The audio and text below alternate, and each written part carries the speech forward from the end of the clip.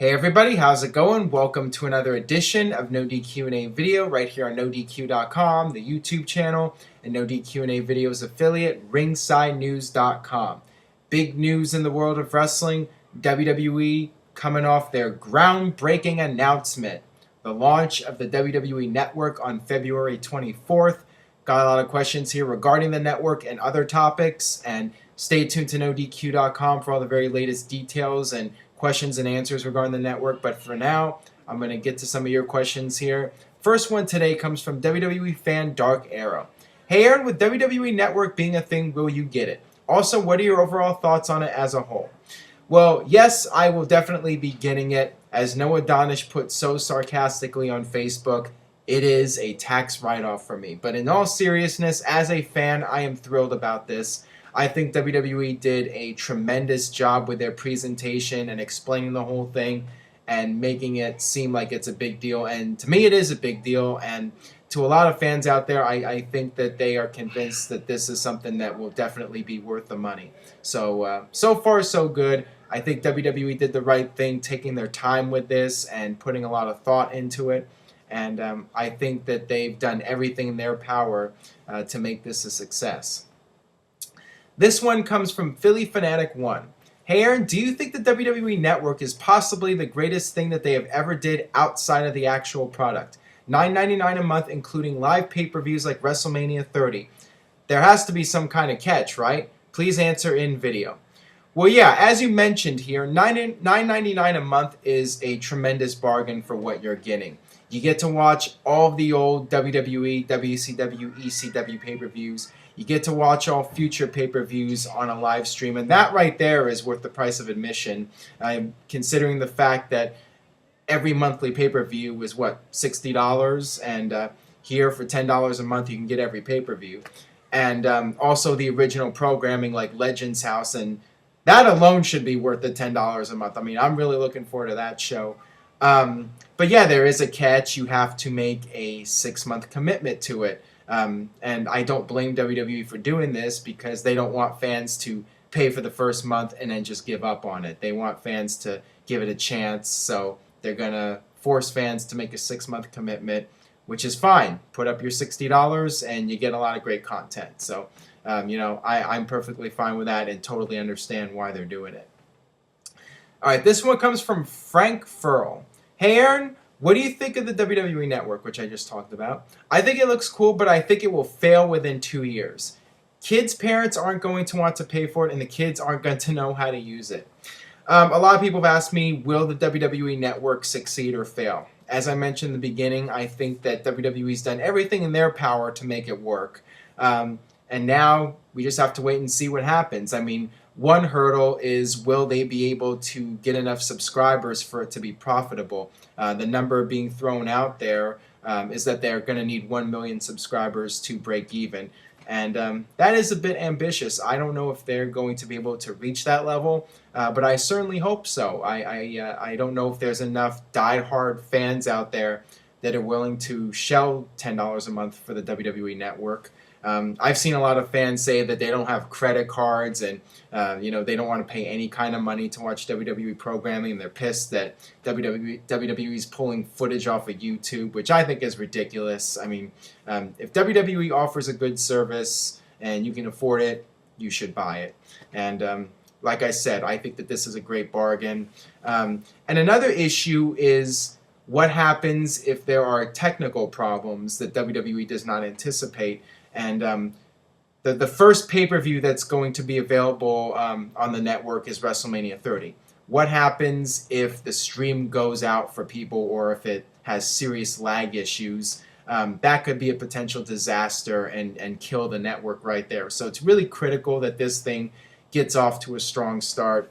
And at this point, I'm cautiously optimistic. I think that WWE does have a good chance of making it succeed. And like I said, they did everything they could. They really laid it all out. And I couldn't have done it any better. I think that they really explained it well. And I think having it similar to Netflix and their business model is the best way to go. I know some people are disappointed about it not being a cable network, but Netflix has done tremendous business, and a WWE version of Netflix where you can just go on your television or go on your computer or go on your mobile device and be able to watch any kind of WWE programming whenever you want.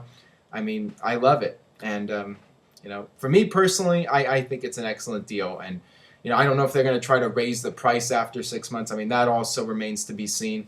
So there's definitely a lot of factors and variables, but I do think it has a decent shot of succeeding. All right, this one comes from Gravy Sticks.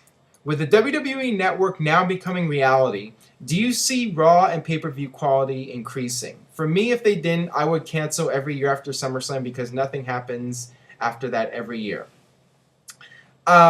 I don't think it's really going to make any difference in terms of the creative process. You still have the same people writing WWE television, and in that sense, I don't really see the pay-per-view quality being much different. I think that they're just going to do what they've normally been doing. But yeah, I still hope they put as much effort into the pay-per-views as they have in the past, and they still try to make the pay-per-view something more special than your typical 3-hour edition of Monday Night Raw. So I mean, that's what I'm hoping at least. All right, this one comes from Cody's Mustache. Hey Aaron, with WWE Network scheduled to launch on February 24th, do you think its logo is going to replace the old one WWE has had for over a decade? At this point, it's unknown if the WWE Network logo is going to be the permanent new logo for WWE. I'm guessing it'll depend on how successful the network is. If the network is doing really well, I could see WWE just using that logo as a permanent one for the company. But if the network doesn't do so well, then you really don't want to have that logo, which is associated with a failed product, as your main logo. So it might just be a wait and see process and see how the network does. But yeah, I mean, if the network does well, I could see them using that as the permanent logo for everything. Time will tell. Hey Aaron, do you think the Rikishi should have been a bigger star? We're finally getting away from the network here. I thought he was very entertaining and he was very over. Also, do you think he should be in the Hall of Fame?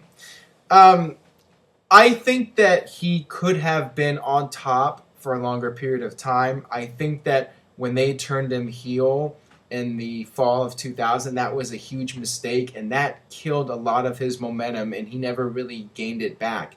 Yes, they did turn him back babyface, but I don't think he was nearly as over as he was prior to that. So yeah, that definitely was a huge mistake, and we tend to see history repeat itself with the Steve Austin heel turn and whatever they're doing with Daniel Bryan right now. But yeah, it's a bad thing when you turn a guy heel when he has a lot of momentum, and as we've seen in the past, they sometimes never really get as over as they once were. As far as him going into the Hall of Fame, I think he will most likely go in because he is got the Samoan heritage, and he was a big star for several years, and he's close with the McMahon family, and his sons are in the business, and he's just got that legacy. So I think it's a safe bet that he'll probably go in at some point. All right, this one comes from Paul Heyman Guy 18. What do you think of Kaitlyn leaving WWE? That was a little bit of a surprise, and it's unfortunate because she was one of the better divas on the roster in terms of in-ring ability. But it's just a sign of the times, and WWE's continuing to focus on the total divas and focus on bringing in models and training them to become wrestlers. And apparently she had thrown out some ideas at them, and those ideas were ignored, and she got frustrated and just decided to walk away and do something else, which is, like I said, unfortunate. But I mean, we see this happen a lot in the wrestling business with people getting frustrated, and they just end up walking away. All right, this one comes from Joa Hack 13. Hey Aaron, will Justin Gabriel, Tyson Kidd, and Drew McIntyre ever get the push they deserve? All three deserve better than being jobbers or not even being on televised shows. I mean, why isn't Kidd featured more than he is? Thanks. Well, let's start off with Justin Gabriel. he's a guy that's been in that lower card for several years now, and I just don't see any indication that they will give him another push. Maybe if and when Evan Bourne returns, they can put those two together as a tag team. I just don't think they have any ideas on what to do with the guy. Tyson Kidd is really mind-boggling because one would think, with Total Divas being a success, that they would use him and capitalize on the success of the show. But they brought him back for one Raw or two Raws, and then he was gone again and back to being on Main Event or Superstars or whatever and not really being used. So I don't get that. I think that they definitely missed the boat on that one. Maybe when Total Diva starts up, they'll bring him back again. But, I mean, it's getting ridiculous now, bringing him back, taking him off television, and just repeating the process. And Drew McIntyre, I don't think it's going to happen. I mean, he has been stamped as a opening match comedy act. And I don't know if anybody's going to be able to take him seriously again. It's kind of the Chavo Guerrero syndrome where, Chavo was jobbing out to Hornswoggle every week and, that people can no longer take him seriously. And I think that that's what's happening with Drew McIntyre, unfortunately. All right, final question here from KVD93. Hey, Aaron, love the show. First time asking. Considering Mae Young's health, could you see the WWE releasing a DVD on her career, or will they treat her like they treat all the other divas? I am recording this Wednesday morning, and there's been a lot of stuff going around about Mae Young. Tuesday night it was reported she was taken off life support, and then this morning it was reported that she passed away, and then the story was retracted, and apparently she's still alive but in grave condition. Regardless of what's going on for Mae Young, I'll just say this. She had a tremendous career. I mean, she was in the business for decades, and basically she had two careers. She had her first career when she was an active wrestler, and then she had her second career that most fans remember in WWE as the elderly lady who would give birth to a hand and take a Bubba Bomb through the table and just doing all these wacky things.